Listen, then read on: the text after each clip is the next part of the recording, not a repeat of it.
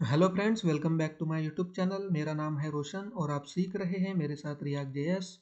तो चलिए शुरू करते हैं हमारा एक नया वीडियो। बेसिकली आज के इस वीडियो में हम दो इम्पोर्टेंट कॉन्सेप्ट को समझने वाले हैं। एक तो है प्रॉप्स ड्रिलिंग और सेकंड हमारा जो कॉन्सेप्ट है उसका नाम है लिफ्टिंग स्टेट अप। ओके, तो चलिए शुरू करते हैं। देखिए फ्रेंड्स, आप स्क्रीन के ऊपर देख रहे हो मैंने एक नॉर्मल ई कॉमर्स के एप्लीकेशन का एक नॉर्मल डायग्राम बना के रखा हुआ है। ये एक नॉर्मल ई कॉमर्स की ऑनलाइन शॉपिंग की वेबसाइट है। ओके, जो कि रिएक्ट जेएस में बनाई हुई है।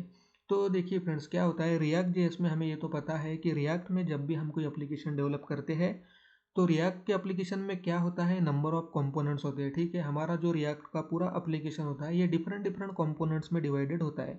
तो अगर इसी एप्लीकेशन को अगर हम रिएक्ट में बनाते हैं, कुछ इस तरह से हमारे कंपोनेंट्स होंगे जो आप स्क्रीन पे देख रहे हो। ठीक है, अब क्या होता है फ्रेंड्स कि रिएक्ट में जब भी हम कोई एप्लीकेशन बनाते हैं, हमारे नंबर ऑफ कंपोनेंट्स हम डेवलप कर लेते हैं। ठीक है, तो सभी कंपोनेंट्स का एक ट्री लाइक स्ट्रक्चर डेवलप होता है। मतलब कि एक tree like structure behind the scene logically diagrammatically अगर समझा जाए तो हमारे सभी कंपोनेंट्स का एक tree like structure basically create होता है।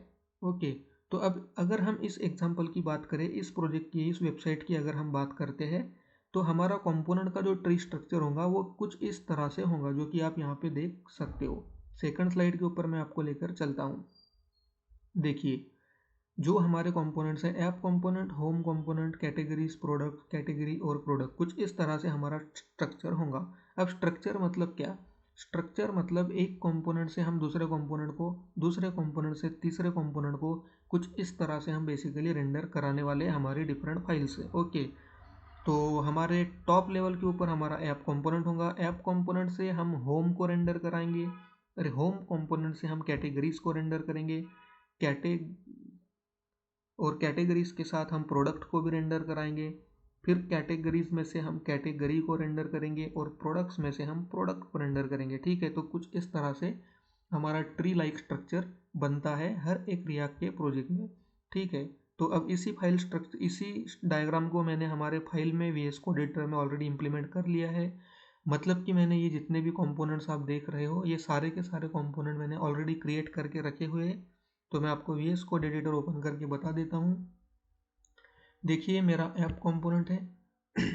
ऐप कंपोनेंट से मैं होम कंपोनेंट को रेंडर कर रहा हूँ। होम कंपोनेंट से मैं कैटेगरीज और प्रोडक्ट्स को दोनों को रेंडर करता हूँ। कैटेगरीज से मैं कैटेगरी प्रोडक्ट को रेंडर, कंपोनेंट को रेंडर करता हूँ। और कैटेगरी जो है हमारा लास्ट लेवल के ऊपर है, तो यहाँ से किसी भी कंपोनेंट को रेंडर नहीं किया गया है।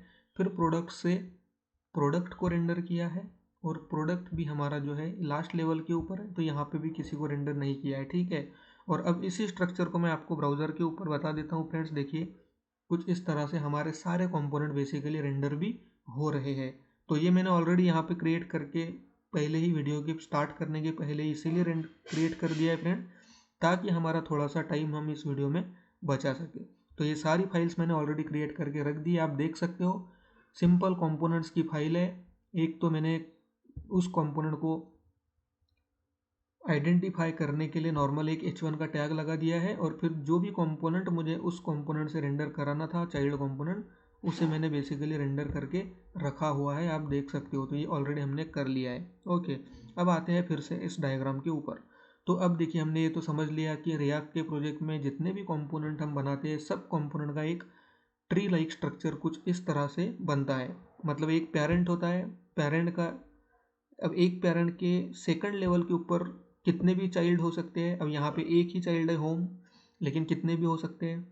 फिर उसके ग्रैंड चाइल्ड भी कितने भी हो सकते हैं। फिर से उनके और भी सुपर ग्रैंड चाइल्ड बोलो या जो भी आप बोलते हो, तो कितने भी हो सकते हैं। तो डिपेंड करता है हमारे प्रोजेक्ट के ऊपर कि कितना बड़ा प्रोजेक्ट हम बना रहे हैं, कितने सारे कंपोनेंट्स हम बेसिकली बना रहे हैं। ये सब कुछ डिपेंड करता है हमारी रिक्वायरमेंट पे। तो कुछ इस तरह से हर एक रिएक्ट के प्रोजेक्ट में होता है। चलिए, अब देखते हैं कि फिर अब हमने ये क्यों समझा, क्यों हमें ये देखने की ज़रूरत पड़ रही है। तो अब यहाँ पे हम एक इम्पॉर्टेंट कॉन्सेप्ट को देखने वाले हैं फ्रेंड्स। ओके, अब कौन से कॉन्सेप्ट को हम समझने वाले हैं, तो मैं आपको बताता हूँ। देखिए फ्रेंड, हम देखने वाले हैं प्रॉप्स ड्रिलिंग क्या होता है। ठीक है, प्रॉप्स ड्रिलिंग क्या होता है वो हम देखने वाले हैं। तो देखिए, अब अगर हमारा ये प्रोजेक्ट है, अगर कुछ इस तरह से हमारा प्रोजेक्ट स्ट्रक्चर है, हमारे कंपोनेंट का स्ट्रक्चर है, तो अगर इस स्ट्रक्चर में ये जो हमारा जो ऐप कंपोनेंट है, इस कंपोनेंट के पास अगर एक वेरिएबल है यूज़र लॉगिन स्टेटस, ओके, जहाँ पे यूज़र के लॉगिन का स्टेटस बेसिकली चेक करके रखा हुआ है कि ये ट्रू है या फॉल्स है, मतलब कि यूज़र लॉगिन है या नहीं है, ठीक है। ऐसा अगर कोई वेरिएबल है हमारे ऐप कंपोनेंट के पास, ठीक है, और उस वेरिएबल की वैल्यू अगर हमें, मतलब कि उस वाले वेरिएबल को अगर हमें होम कंपोनेंट के पास भी हमें भेजना है, उसे भी हमें चेक करना है, वहाँ पे भी अगर सेम ऑपरेशन चेक करना है, तो हमें क्या करना होगा, हमें with the help of props, जो कि हम बहुत बार देख चुके हैं लास्ट वीडियो में, with the help of props का यूज़ करके हम ऐप कंपोनेंट से होम कंपोनेंट को उसे भेज सकते हैं, ठीक है। तो जैसे मान लीजिए ये मेरा ऐप कंपोनेंट है, इस कंपोनेंट के पास एक वेरिएबल है लॉगिन स्टेटस, ठीक है। अब इस वेरिएबल का यूज़ करके हम यहाँ पे ऐप कंपोनेंट में चेक करते हैं कि भाई यूज़र लॉगिन है या नहीं है। अगर लॉगिन है तो उसे कुछ सेक्शन शो कर दो, अगर लॉगिन नहीं है तो उसे हाइड कर दो, ठीक है। कुछ इस तरह से हम करते हैं, ये हमारी रिक्वायरमेंट है। अब ऐप कंपोनेंट में तो हम कर लेंगे क्योंकि हमारा वेरिएबल यहाँ पे प्रेजेंट है, लेकिन अगर यही सेम ऑपरेशन अगर हमें होम कंपोनेंट पे भी अगर चेक करना है तो हमें क्या करना होगा, हमें नॉर्मली जो हमने बहुत बार देखा है, अब यहाँ पे स्टेटस कुछ इस तरह से हम क्या करेंगे, हम प्रॉप्स का यूज़ करके हम इस वाले वेरिएबल को होम कंपोनेंट के पास कुछ इस तरह से भेज देंगे, ठीक है। फिर होम कंपोनेंट के पास में यहाँ पे प्रॉप्स में वो रिसीव हो जाएगा, ओके। और यहाँ पे प्रॉप्स में रिसीव होने के बाद यहाँ पे फिर same operation login status check करके जो भी इस वाले कंपोनेंट में हाइड शो कराना है वो यहाँ पे भी हो जाएगा, ठीक है। तो ये हमने यहाँ पे कुछ इस तरह से भेज दिया।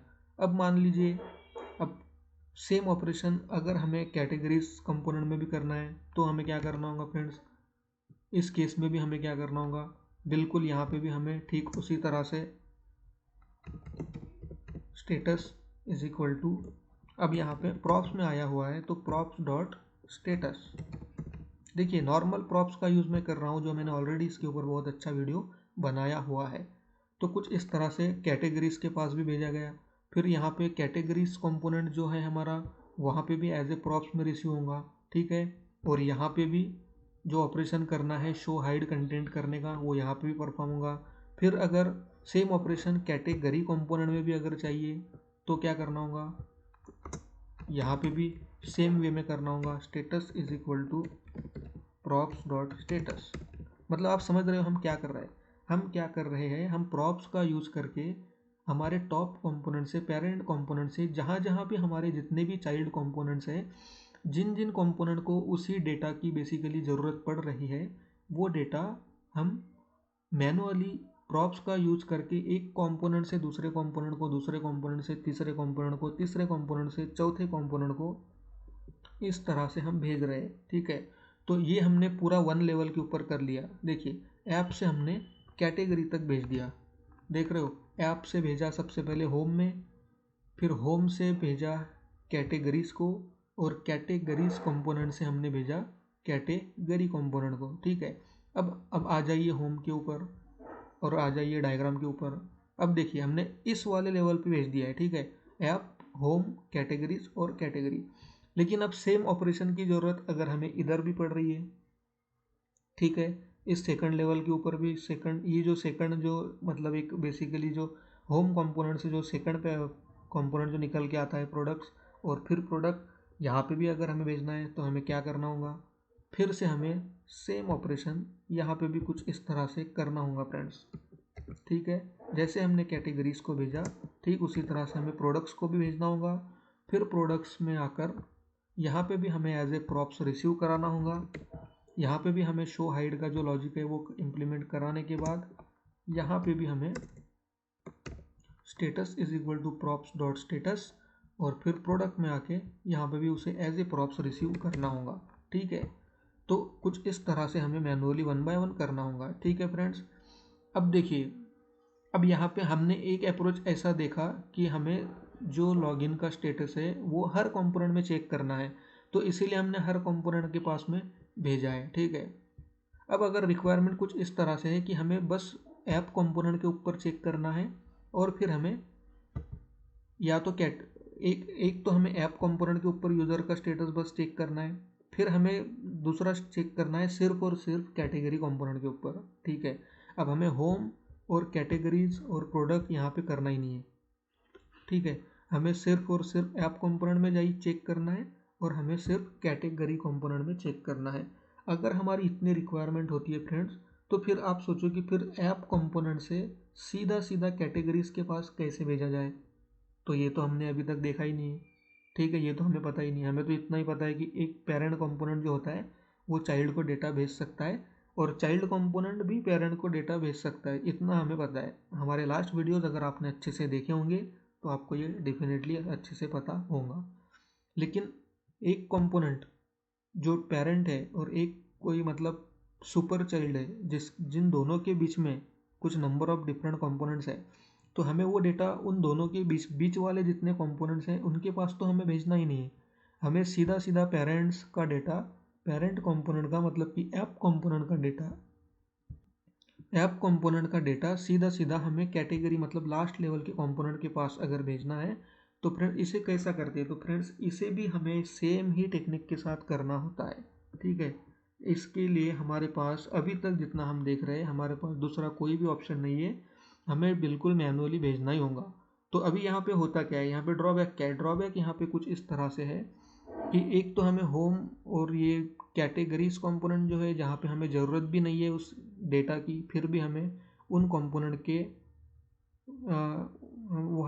फिर भी हमें उन कंपोनेंट का भी यूज करके उस डेटा को पुश करना है, ठीक है। हमें रिक्वायरमेंट कहाँ पे है, रिक्वायरमेंट तो हमें सीधा सीधा कैटेगरी प्रोडक्ट कंपोनेंट के ऊपर है और डेटा हमारा ऐप कंपोनेंट के पास है। अब होम और कैटेगरीज ये बीच में जो दो कंपोनेंट पड़ते हैं, यहाँ पे हमें ज़रूरत भी नहीं है, ठीक है। इन कंपोनेंट को कोई ज़रूरत नहीं है उस वेरिएबल की, उस डेटा की, लेकिन फिर भी उस केस में भी हमें ऐप से पहले होम को भेजना पड़ेगा, फिर होम से हमें कैटेगरीज को भेजना होगा और कैटेगरीज से फिर वो जाएगा एक्चुअल में कैटेगरी के पास, ओके। तो फ्रेंड्स इसे बोलते हैं, इस कॉन्सेप्ट को एक्चुअल में बोलते हैं प्रॉप्स ड्रिलिंग। एक प्रॉप्स का यूज करके एक कंपोनेंट से दूसरे कंपोनेंट के पास डेटा को भेजा जाए, ठीक है, वन बाय वन, इसे बोलते हैं प्रॉप्स ड्रिलिंग। तो आप आई होप कि आपको समझ गया होगा। अब सेकंड टॉपिक देखते हैं, लिफ्टिंग स्टेट अप, ओके। अब देखिए हमने अभी तक क्या देखा कि हमारा टॉप लेवल के पास में कोई डेटा है, उसे हम चाइल्ड कितने भी नंबर ऑफ चाइल्ड है तो प्रॉप्स ड्रिलिंग का यूज करके हम उन तक डेटा को भेज सकते हैं, ठीक है। लेकिन अब कोई दूसरी कुछ ऐसे रिक्वायरमेंट है जहाँ पे हमारे पास क्या है, अब मान लीजिए अब हमारे पास ये जो हमारा जो कैटेगरी कंपोनेंट है, ठीक है। अब कुछ डेटा है हमारे कैटेगरी कंपोनेंट के पास, ठीक है। कुछ डेटा है जैसा अभी मान लीजिए फॉर एग्जांपल, अभी ये कोई लॉजिकल एग्जांपल तो नहीं होगा क्योंकि देखिए हम कोई रियल टाइम एप्लीकेशन की बात तो अभी नहीं कर रहे हैं, ठीक है। हम तो कॉन्सेप्ट को अंडरस्टैंड कर रहे हैं। तो मान लीजिए अब ये जो कंपोनेंट है, इस कंपोनेंट के पास कोई एक वेरिएबल है लेट कैटेगरी आईडी, ठीक है। एग्जाम्पल के लिए समझ लीजिए कैटेगरी आईडी है, यहाँ पे कुछ मतलब आईडी स्टोर करके रखा हुआ है, समझ लीजिए, ठीक है। अब ये जो वेरिएबल है, ये जो डेटा है, ये कैटेगरी कंपोनेंट के पास है, ठीक है। इस कंपोनेंट के पास में इनिशियली ये डेटा है, ठीक है। तो अब चलिए, अब ज़रूरत ऐसी पड़ जाती है, रिक्वायरमेंट ऐसी आ जाती है कि ये जो डेटा है कैटेगरी आईडी, तो इसकी ज़रूरत हमें इस कंपोनेंट में भी लग रही है, ठीक है। ये जो पेरेंट कंपोनेंट है इसका इसमें भी लग रही है, तो हमें क्या करना होगा, इसको सॉल्व करने के लिए हमें क्या करना होगा। यहाँ पे तो ऑब्वियसली हम कुछ इस तरह से कर सकते हैं कि यहाँ पे भी प्रॉप्स का यूज़ करके चाइल्ड से पेरेंट को डेटा भेज सकते हैं, ठीक है, ये हो जाएगा। लेकिन अगर मान लो कि अब इसी कैटेगरी आईडी डेटा की ज़रूरत अगर इधर प्रोडक्ट, इस वाले प्रोडक्ट में या प्रोडक्ट्स में इनको भी अगर ज़रूरत पड़ जाती है, ठीक है, तो फिर कैसे होगा। तो फिर उस केस में हमें क्या करना होता है फ्रेंड्स, ये जो हमारी जो स्टेट है बेसिकली, अब देखिए यहाँ पे हम नॉर्मली एक सीधा सीधा वेरिएबल ले रहे हैं क्योंकि हम हर बार हम स्टेट मतलब जो यूज स्टेट करके हम जो कंपोनेंट स्टेट क्रिएट करते हैं वो बेसिकली यहाँ पे हम नहीं कर रहे क्योंकि हम तो सिर्फ कॉन्सेप्ट को अंडरस्टैंड कर रहे हैं। तो हम नॉर्मल एक वेरिएबल को ही हमारा डेटा समझ रहे हैं, लेकिन रियल प्रोजेक्ट में तो ये कंपोनेंट की स्टेट होंगी, ठीक है, क्योंकि स्टेट ही ज़्यादा करके यूज़ की जाती है।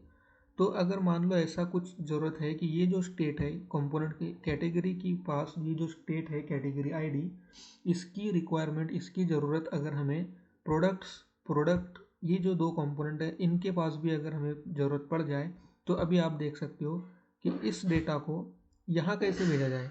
ठीक है, कैटेगरी कंपोनेंट के पास जो भी डेटा या स्टेट अवेलेबल है उसे हम प्रोडक्ट कंपोनेंट तक किस तरह से पहुँचा सकते हैं, क्योंकि ये दोनों तो अलग अलग लेवल के ऊपर है। ठीक है, हमने तो इतना देखा है, जो भी डेटा हम पास कराते हैं हमने इतना समझा है कि एक पेरेंट से एक चाइल्ड, उस चाइल्ड से उसका चाइल्ड, उस चाइल्ड से उसका चाइल्ड, और अगर उप सेम लेवल में, सेम ही लेवल में, मतलब सेम ही लाइन में अगर चाइल्ड से पेरेंट को भेजना है तो वो भी with the help of props का यूज़ करके हम भेज सकते हैं, इतना हमने देखा है। लेकिन अब यहाँ पे कुछ स्टेट या डेटा अवेलेबल है और वही डेटा अगर यहाँ पे अगर भेजना है तो फिर किस तरह से होगा, किस तरह से फिर होगा। तो इसे सिंपल करने के लिए फिर हमें क्या करना होता है कि हमें हमारी जो स्टेट होती है, मतलब कि हमारा ये वेरिएबल, तो इसे हमें लिफ्ट करना होता है ऊपर की ओर। अब ऊपर की ओर मतलब क्या, तो कुछ नहीं करना है। अब इसकी ज़रूरत अगर सारे कंपोनेंट में पड़ रही है तो हमें बेसिकली इस स्टेट को, मतलब कि इस डेटा को यहाँ से निकाल कर हमें कहाँ रखना होगा। अगर हमें यहाँ भी ये डेटा चाहिए तो हमें इसे कहाँ रखना होगा, हमें यहाँ पे होम कंपोनेंट में इसे रखना होगा। ठीक है, मतलब कि ये वाला स्टेट हमें होम कंपोनेंट के पास रखना होगा और फिर same with the help of props drilling हम होम कंपोनेंट से कैटेगरीज को भी उस डेटा को सेंड करेंगे, प्रोडक्ट्स को भी करेंगे, कैटेगरी को भी करेंगे और प्रोडक्ट को भी करेंगे। ठीक है, तो फ्रेंड्स ये होता है प्रॉप्स ड्रिलिंग। और जो सेकंड थिंग हमने देखा वो होता है लिफ्टिंग स्टेट अप। ओके, ये रिएक्ट में बहुत बार ज़रूरत पड़ती है हमें इन दो टॉपिक्स की, बहुत बार। मतलब अगर एप्लीकेशन छोटा है तो हम इन दो अप्रोच के साथ जा सकते हैं। लेकिन अगर हमारा एप्लीकेशन बहुत ज़्यादा बड़ा है, जहाँ पे बहुत ज़्यादा नंबर ऑफ कंपोनेंट्स है, अब देखिए रियल प्रोजेक्ट जो होते हैं वो इतने छोटे तो कभी होंगे नहीं। अब इस प्रोजेक्ट में तो सिर्फ हमारे पास 6 ही कंपोनेंट है और कितनी लेवल है, 1 2 3 4, 4 ही लेवल हमारे पास में है। तो जो कस्टमर के, क्लाइंट के जो लाइव प्रोजेक्ट्स होते हैं वहाँ पे इतने लेस नंबर ऑफ कंपोनेंट तो ऑब्वियसली नहीं होते।